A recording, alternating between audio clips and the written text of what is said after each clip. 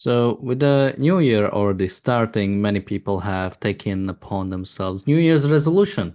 For some of them, it's going into gym. For some of them, is just generally losing weight, read more books, focus more on careers, save more money.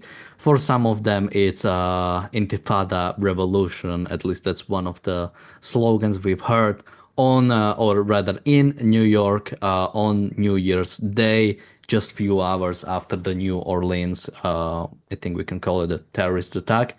Um, yeah, we're today we're gonna go a little bit through how the protest went, what we've heard from people there, and also I think generally talk about the support. So welcome to the Daily Objective. Joining me today is James. James, just give me your sort of brief thoughts about the protests, the protests for people on podcast. I'm using air quotes. The protests that happen in New York. America has been enduring Islamic inspired violence for decades now. For decades now, there was the first World Trade Center bombing, of course, in the 9/11, but more than that, the attacks on embassies in Africa, the attacks on naval ships, the attack going back to 1983 when Hezbollah got started on barracks in Beirut. These organizations that support Islamism are criminal organizations in my mind. When they protest in the United States, they usually engage in criminal activity. Look at what happened at Columbia University last year. And now what we have, and recently, of course, 2016, the second deadliest mass shooting in the United States happened at a nightclub in Florida, directly inspired by Islamist violent ideology. And of course, on the early morning hours of January 1st, we saw this horrific incident, which took 14 lives plus the perpetrator, who came out with guns ablazing, shooting at cops, again, motivated by Islamic ideology. The fact that this guy is a lone operator is no different than, say, a racist who engages in racism being a lone operator. We don't hesitate to call that guy a white supremacist. We should consider Islamists like we consider white supremacists. We should consider these organizations that engage in the defense of this kind of savage violence, as we saw in New York. Within hours of that happening, you have protesters out there saying, globalize the Intifada. You have them out there waving Hezbollah and Hamas flags. You have them out there saying absurd things like, go back to Europe, white people. But globalize Intifada, that's what this means. Bring violence to the United States. These people advocate violence against the system. Now, there is, at the risk of outraging my libertarian friends, we have a law on the books that says the It's advocacy. okay. I don't have any libertarian friends either. Good. We have a law on the books that makes it a crime to advocate the violent overthrow of the United States government. Now you can say to yourself, well, an organization like the KKK or individual white supremacists don't fall in with that. But no, the FBI infiltrated the Ku Klux Klan, a completely domestic organization, for its violent racist activities because they were a criminal organization that advocated that violence and gave material support to it. And insofar as they're getting material support from places like Iran, which calls for the destruction of the United States overtly, or Hezbollah, how many Americans has Hezbollah killed since 1983? And they advocate the violence in the United States and the destruction of the great Satan America, just like their masters in Tehran do. Insofar as these organizations advocate that, the United States government, the FBI, should be treating them just as we treat the KKK. Organizationally, they brought down the KKK by infiltrating them and bringing down these groups that advocate violence and whose members engage in violence. And I don't care whether they're lone wolf operators, if they are in favor of this ideology, it's the ideology that's the problem. Now, of course, pure words, pure verbal advocacy of this is harder to get at because America has a First Amendment. But insofar as these people advocate crimes, engage in crimes, we should now be given the violence that we've seen, whether it's the 2016 nightclub shooting, whether it's the protests that lead to criminal activity at Columbia University, or whether it's this monster who just killed 14 people and injured dozens more in New Orleans who were innocent people of all religions and races, young people killed, slaughtered brutally, and he comes out shooting. And consider what he said too. We have information now about this guy. He had all kinds of psychological. They all have psychological. Anyone who would engage, for example, in 9/11, suicide bombers, obviously motivated by their religion. But you can say, well, suicide in itself shows psychological. I don't care about the psychological issues. This guy went through a deliberation process where he said he wasn't going to go kill his family. He was going to go kill innocent Americans because it is about the war between believers and non-believers. That's what this guy said. It is Islam. It is the religion of Islam which is motivating this. Now, of course, that doesn't mean that the advocacy of Islam should be outlawed and the verbal advocacy of Islam should be outlawed. But any groups that advocate violent Islamism should be targeted just as we targeted the KKK and brought down. These are criminal organizations. They advocate criminal activity. They want and I don't really care if they're getting support, but we have evidence that they're getting support from Iran directly. For example, these college protests. And they should be treated now. Of course, it would be infinitely easier if America did the right and moral thing, declare war on the Islamic Republic of Iran right now. So we can treat them like we would treat Nazis in the United States during World War II, which is exactly how they need to be treated. But insofar as people downplay Islamic terrorism, Joe Biden famously said, well, the number one threat of domestic terrorism is white supremacy. Well, we do have white supremacy. We do have people out there killing people for that. But we also have Islamic terrorism, ISIS-inspired terrorism. This guy had an ISIS flag in his car.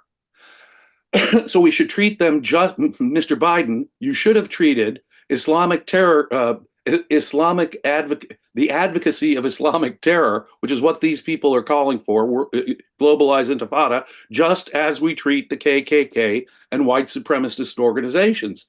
They're on the same plane, Mr. Biden. I won't quibble with you about what the greater threat is, because internationally it seems to me obvious what the greater threat is. But these organizations and these individuals should be treated just as we treat the KKK and white supremacists under law, in my opinion. Yeah, and I mean,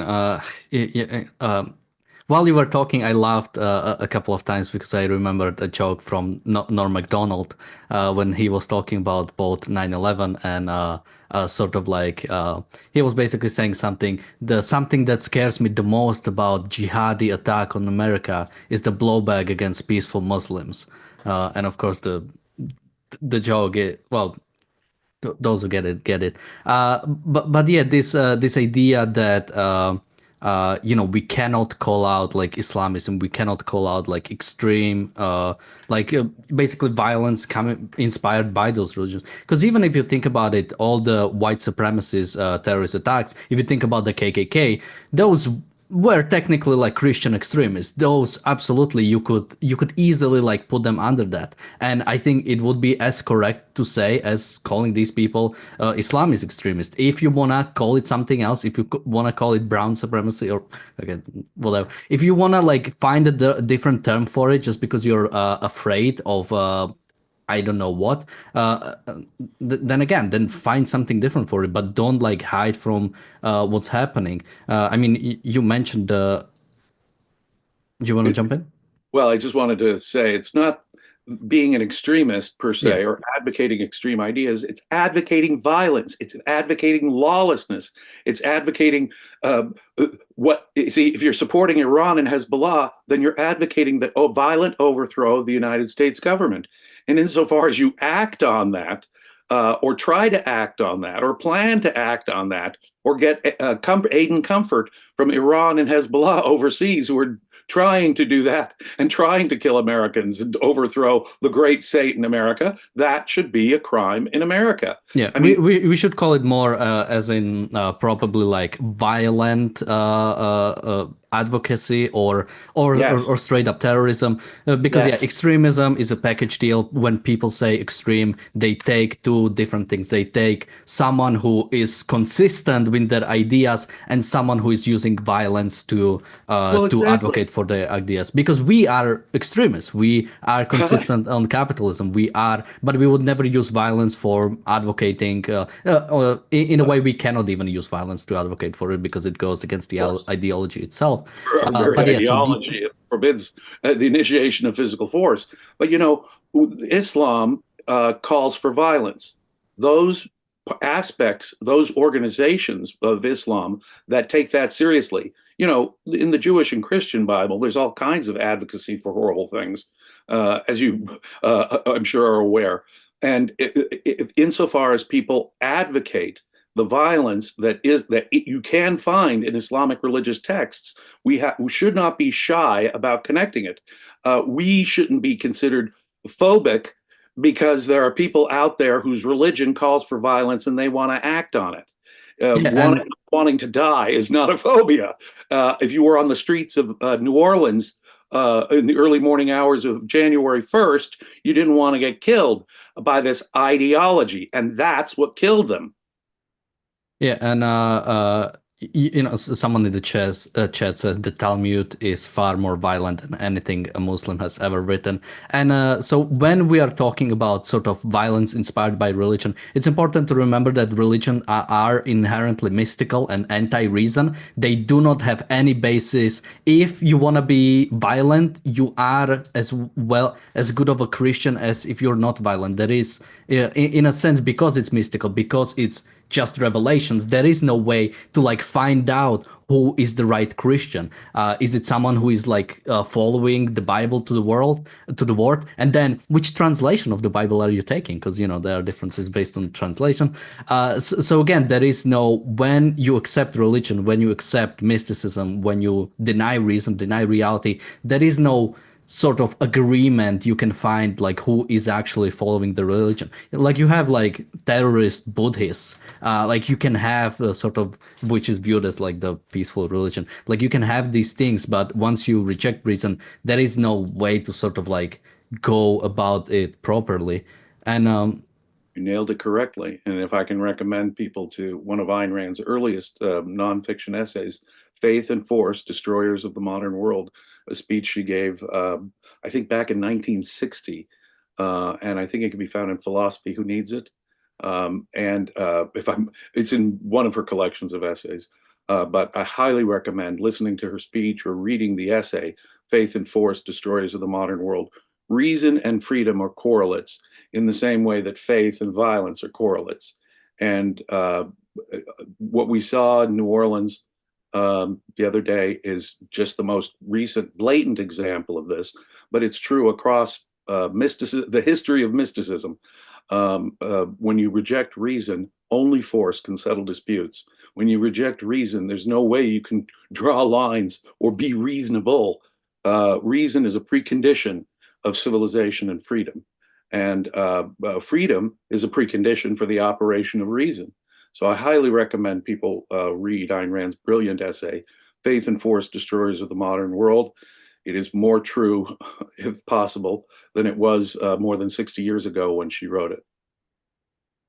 Someone in the chat says both Talmud and Quran are pieces of writing that has instigated violence one too many times. I mean, I could agree. I don't really care as much. In a sense, like religion, no matter what kind, is evil. There is no different way. It is teaching you to denying reason. And sometimes people ask me like, do you have like religious friends? And the thing is, to the extent they are religious, we cannot be friends. It's to the extent they are evading their religion, to the extent they are evading altruism, to that extent we can be they can be reasonable, they can be good. But to the amount you to basically, yeah, the more you accept mysticism, the more you're accepting the supernatural, the more divorced you are from reality, the more divorced you are from reason. So that's Absolutely. why, yeah, religion I, is not like an on and off switch. yeah, Mysticism, it's like a right, spectrum. right. And but you know something, in the 18th century and 19th centuries, Christianity and Judaism underwent enormous change. They no longer, Christians no longer burned people at the stake, tortured them, in the name of Christian love. In the name of Christian love. They no longer executed homosexuals, which at one point, of course, Christians and Jews both did. But they went through an enlightenment. And so today in the 21st century, you'll find many people who call themselves Christians and Jews who both advocate, they believe that their religion can be justified by reason, and they advocate nothing but peace and law and order. And so they've set all that mystical stuff aside. They don't torture and burn people at the stake anymore in Christian Europe, and that's a good thing. See, in the Islamic world, they haven't had an enlightenment. They still believe in the most savage, virulent form of mysticism. They take it seriously, and they need to enact it. And to enact mysticism is to require violence. It really is. And so, insofar as Muslims are willing to reject violence and embrace reason, to the extent, for example, that Christians and Jews have in the last few centuries, then of course that should be perfectly legal. We shouldn't be at war with those kind of Muslims insofar as they exist. But we look at the Middle East.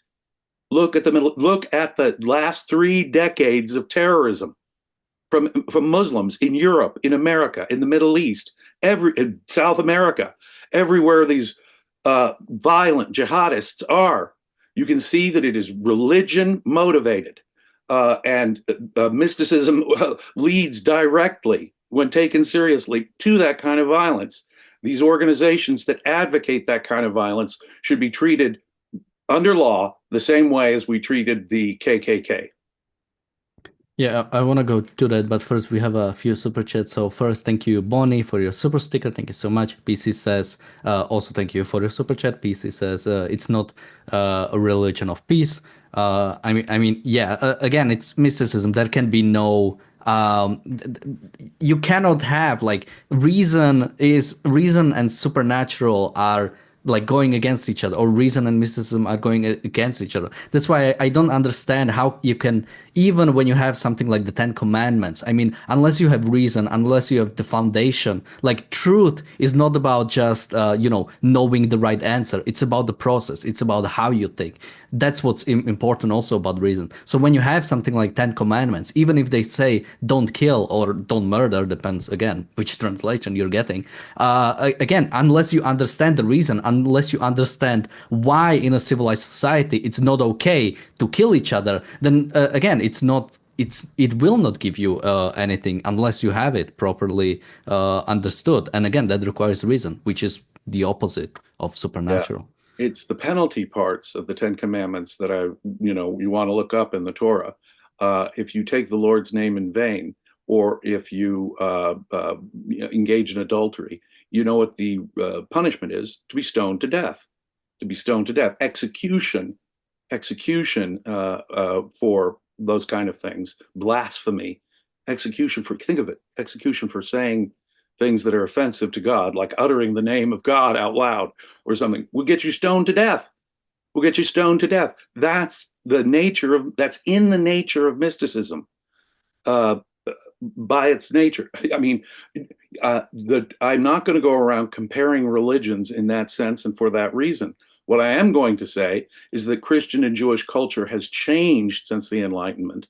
And that kind of change has not been seen in the Muslim world. What we've seen is Wahhabism rise in Saudi Arabia and Pakistan. What we've seen is, in the other great division of Muslims, the rise of Hezbollah and Iran.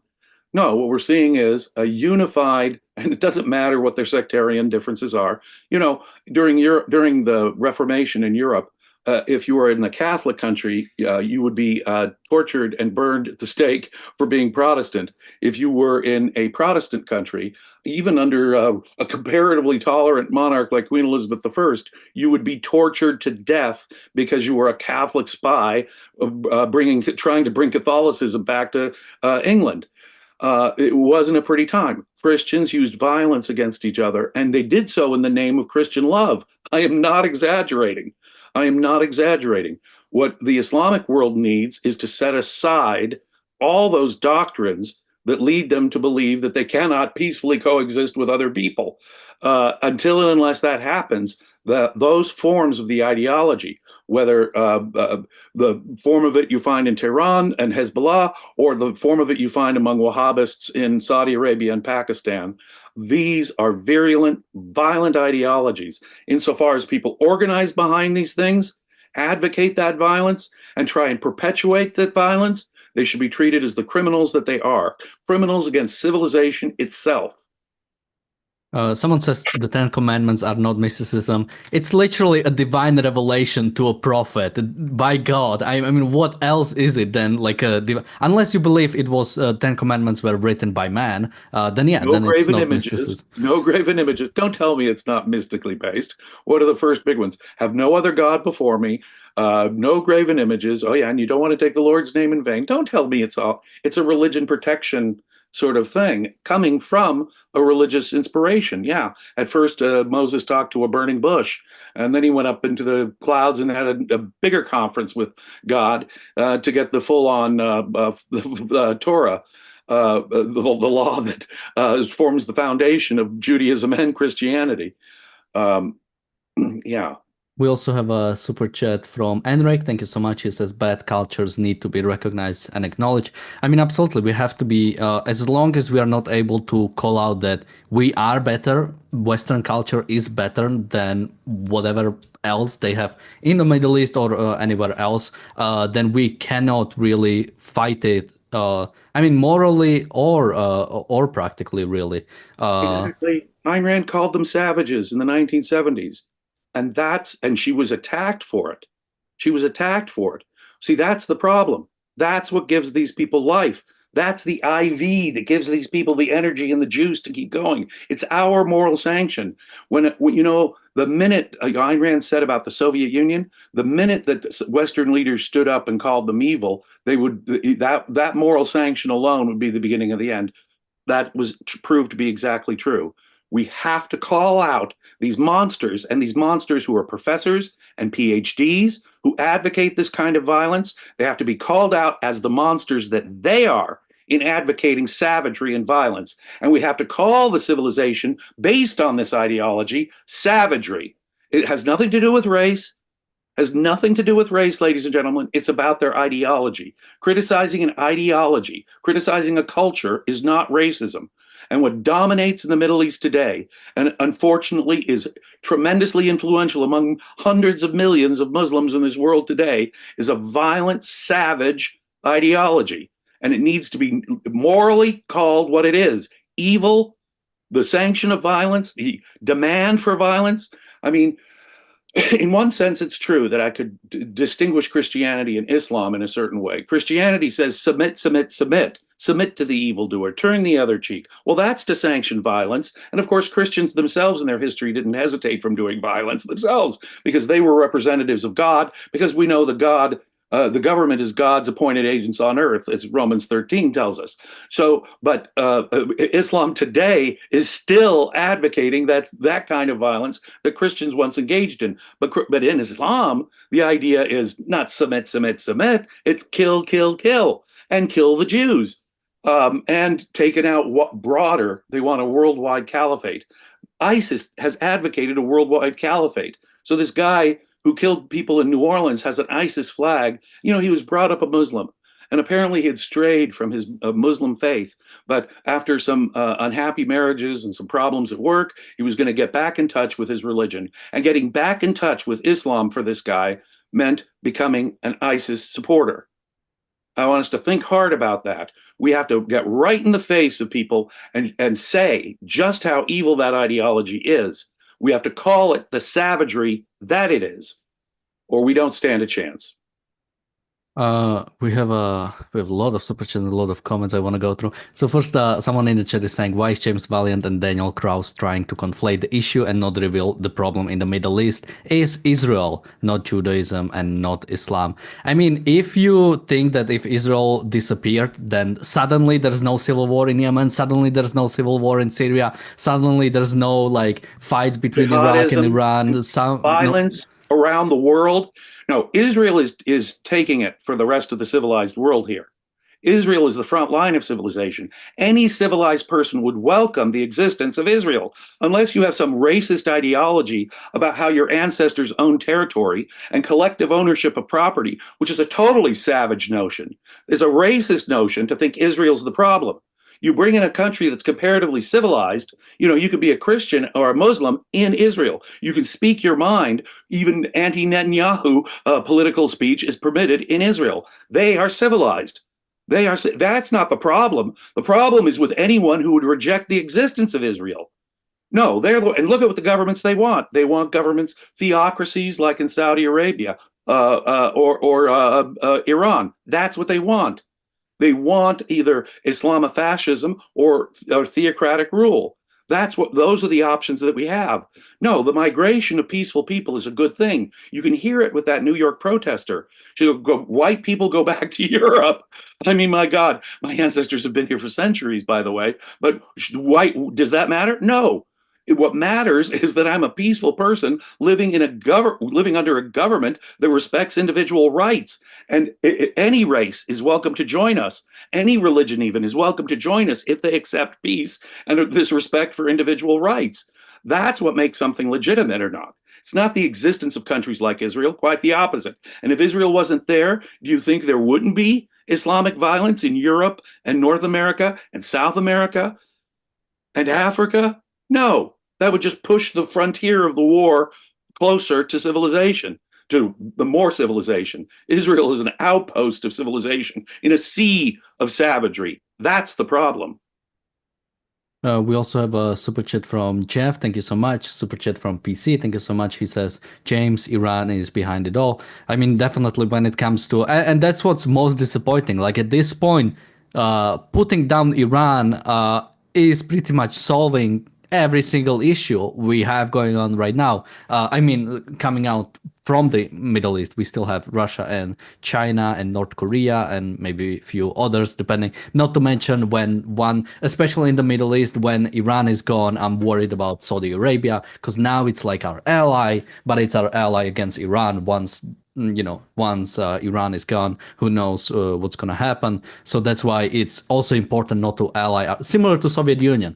Soviet Union was our ally, but once there was no enemy to fight, they quickly became the second enemy. So that's why it's important to, not support the second biggest dictatorship just because we are fighting the first dictatorship. Precisely. That's why the ideology is the enemy. That's why the savage culture is the enemy. It is insofar people say, well, geez, just because they require women to wear certain, have a certain dress code. No, it tells you the essence of the problem. Insofar as women are forced to do that by law, that tells you what the essence of the problem is. It's a savage, dictatorial, imperialistic, by the way, aggressive ideology. It's only when the West is colonialist or imperialist that's the problem for these people. These people are advocates of savagery. They hate civilization. That's what the problem is. And we have to morally call it out. If they get any freedom of speech, I get the freedom of speech to say your ideas, your whole culture that are based on these ideas is savage and violent and must be wiped out insofar as it engages in such violence.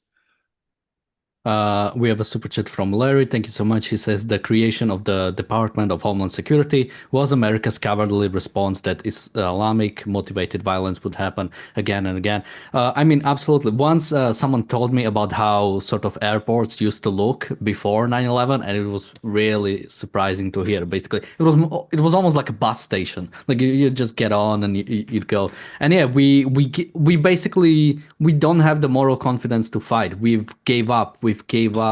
And even when when people are talking about oftentimes like actual problems when it comes to illegal immigration, when it comes to terrorist attacks. Oftentimes they have like a right, sort of acknowledging that it's a problem, but we have given up on actually having the sort of like the confidence to deal with those problems. Basically, the answer oftentimes is let's just close down, let's just tariff everything, let's just ban everybody from coming in. We cannot deal with the world. We have to lock ourselves down in our homes. We just cannot deal with the world. Instead of doing what we did in the past. I mean, when I think James, you as a historian, you would know that one of the first wars that America engaged in was because some like North African like pirates were taking down American ships, and we went and bombed the hell out of them because that's That's what you it. do. That's how you solve when it comes to terrorism coming from the outside. That's what you do. You go to the source and you bomb the hell out of them until they stop. And when it comes to immigration, it's the same thing. You recognize the problem, you make it easier for the good people to come in. You don't close yourself down. You don't ignore, try to run away from the problems.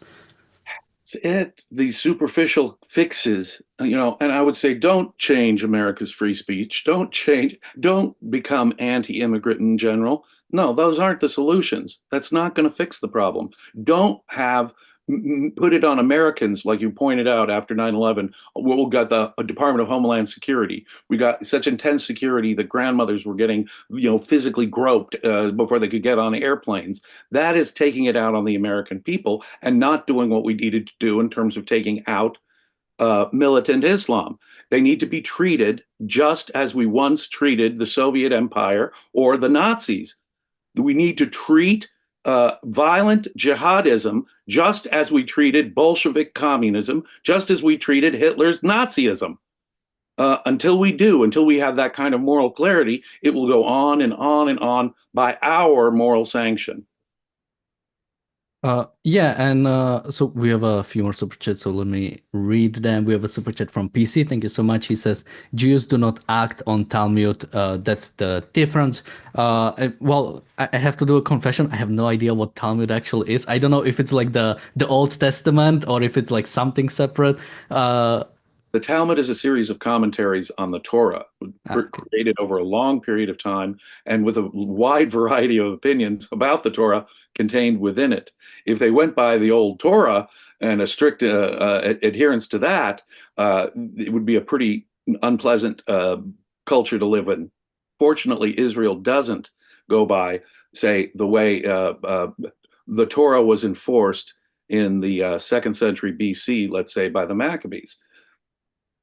Yeah, so I'm absolutely right. The difference is massive. The fact that we really don't hear about like the last sort of message about some sort of what the Jews were doing. I heard was like a year ago when they were like digging tunnels after like under like a synagogue or something, and people were saying, "I can hear the Yiddish in my walls. What's happening?" But because you don't have the any kind of terrorism, and those people say, but Israel is the state terrorist itself, but that's simply not true. Jews have been primarily, for the last 2,000 years, Jews have been the victims because they've been the minority within Christian or Islamic countries. And being the minority, they have been treated very, very poorly. The last 1,000 years is a blood-stained, blood-soaked history of abuse and pogroms, climaxing only in the Holocaust in the 20th century, but is by no means done. Listen to the anti-Semitic protesters on American college campuses. Listen to the vile rhetoric that you hear from jihadists to this day. But as I say, these organizations that are engaged in this and taking money from Iran, you're absolutely correct. Insofar as that happens, there has to be a total crackdown on these organizations. They're criminal organizations, in my view.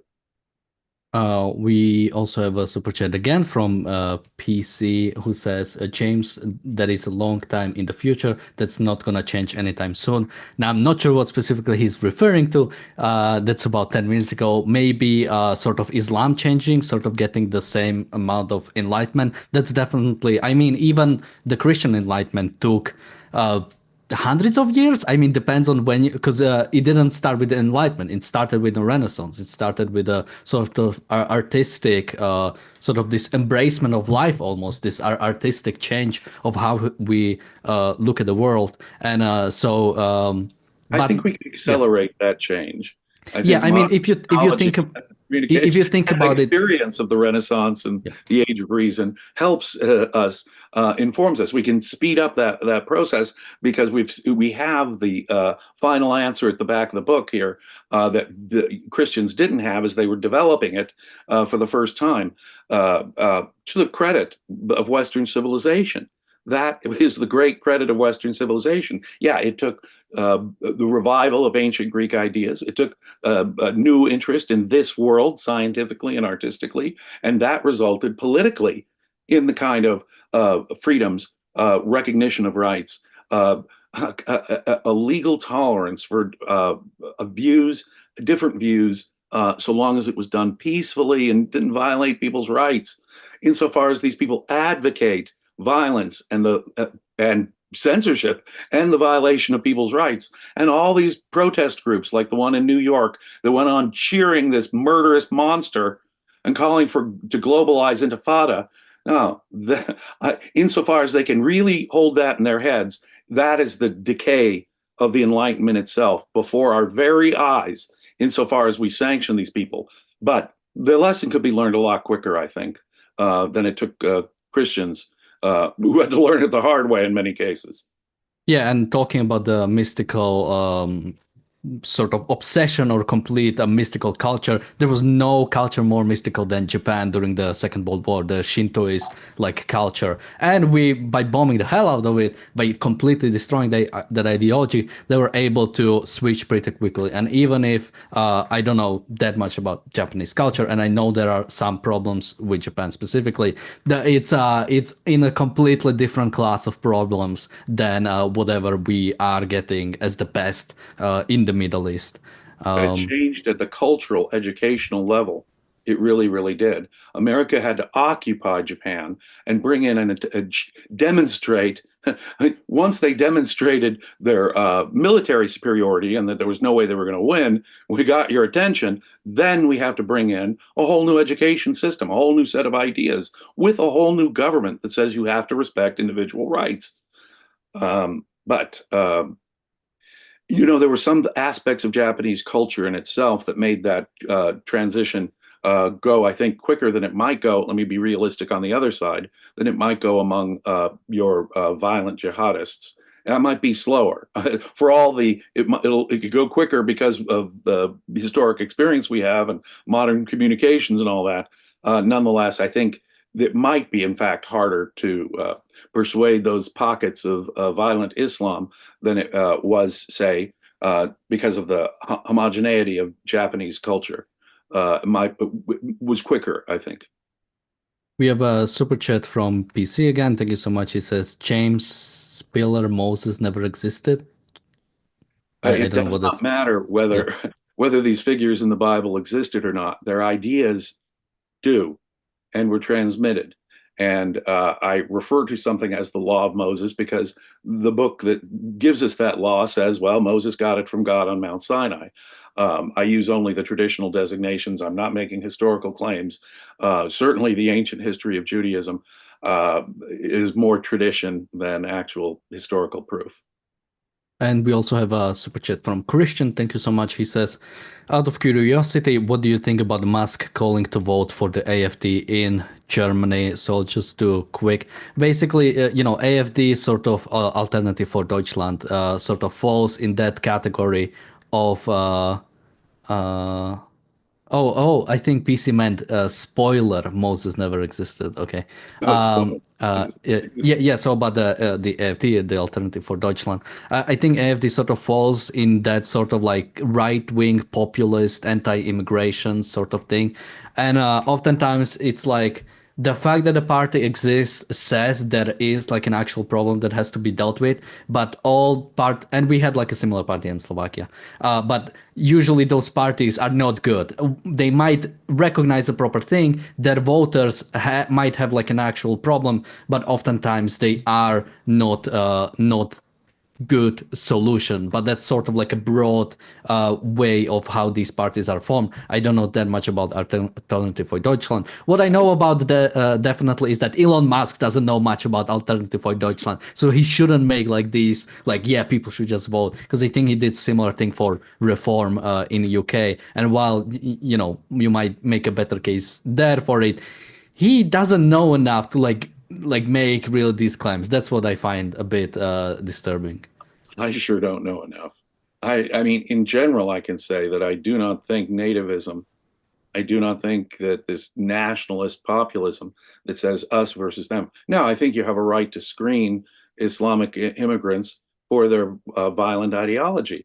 If someone advocates violence against the West, if someone really is one of these jihadist type Muslims, any country has a right to keep them out. See, I'm not one of these no borders kind of people. I think that criminals and terrorists can be screened for in immigration. I'm all for the migration of peaceful people. The migration of peaceful people is a great thing, a good thing. Things like, you know, the fact that there are Europeans in America or the Zionism, they're good things. The fact that Britain and America are multiracial societies is a good thing. Now, if you advocate violence, if you're a criminal, if you're a terrorist, a civilized nation has a right to keep you out of their country. And so there was actually, I haven't actually made any points that I had prepared. One thing I sort of just wanted to mention, but we should wrap up because we're already like 15 minutes over, is the fact that, you know, going back to the protests that happened in New York, the fact that they were not canceled, they still happen, they still called for intifada after this attack has happened. Because I remember, you know, I mean, James, you remember when there was an assassination on Trump, the first one. Sometimes before that, I think like a month, there was an assassination attempt on my prime minister, and basically, for a long time, there were protests against the prime minister, against the government, and there was a protest planned. I think the day after there was an assassination attempt planned, and they were canceled because it's not a good environment to have protests. The problems with him are still there. Our difficulties with the prime minister stay the same. But doing a protest one day after there was an assassination attempt on someone is just something you shouldn't do in like a polite society. The fact that these people didn't cancel the protest after this has happened shows what they are about. The fact that they might still in a sense, they might still say they have a problems, but sort of when something like this happens, when people use violence to advocate for their thoughts, we should come as a society and acknowledge that this is not a proper way to do it. And they didn't do that. And that's disturbing. I agree completely. We also have a super chat from PC. Thank you so much. He says, I was raised Orthodox Jewish, so was told God gave Torah to Moses literally, but now obviously I know now sky goblins are all myth. Lol, he says. I mean, yeah, I was never religious, so I have trouble even remembering. My favorite like memory when it comes to my religious studies is I told our priest that I actually play I play a game when there is a lot of different gods. He was not pleased, to say the least. It was basically a game set in ancient Greece, so they were different. They were like Hades and Poseidon. So I interacted with them. I was not very he was not amused, to say the least. I didn't understand why. It's like, oh, they're also gods. We have a super chat, or rather a member chat from Bonnie. Thank you so much. She's been a member for 31 months. That's amazing. She says, I'm trying to imagine living in today's world without the knowledge and art given to us by Ayn Rand and the rational voices of ARCUK. Can't do it. I mean, yeah, definitely. I think there is great stuff even besides Ayn Rand there. You just have to look for it, the artists, and I think maybe even some philosophy. But when it comes to the most comprehensive package, the one thing that can explain everything and doesn't leave any gaps, objectivism, the philosophy of Ayn Rand is the only way, is the only answer really, and that's why we continue doing these shows every day. to make sure this voices, our voices are heard. Because oftentimes people see problems in the world and they cannot find solutions. And they are looking for objectives. They are looking for Ayn Rand. They are looking for something similar. So that's why we try to do that. James, any last thoughts? No, I want to express my gratitude to the super chatters and Bonnie in particular. I mean, how amazing she's been a member for so long. You won't find this anywhere else, this position. And so if you do find a value in the position we're taking and that we advocate, please consider becoming a paid member at whatever level you feel comfortable with the Ayn Rand Center UK. We're doing important work in my view. Yeah, as despite what many people claim, we don't take money from Mossad, so we are supported by our members. So if you like us, make sure to become a member. Make sure to support us so we can stay on the air. Today is not over. We'll be continuing with the reality show. We'll be talking about the Syrian girl. That's her handle. Her real name is, I have it in front of me, Maram Susli or Susli. She's a defender of Assad at the very least, but we'll talk more about her, and she's been here for a long time. So make sure to join us on the reality show. We'll talk about her. Thank you, James, for joining me today. Thank you, everybody, for watching, and bye-bye. Be safe.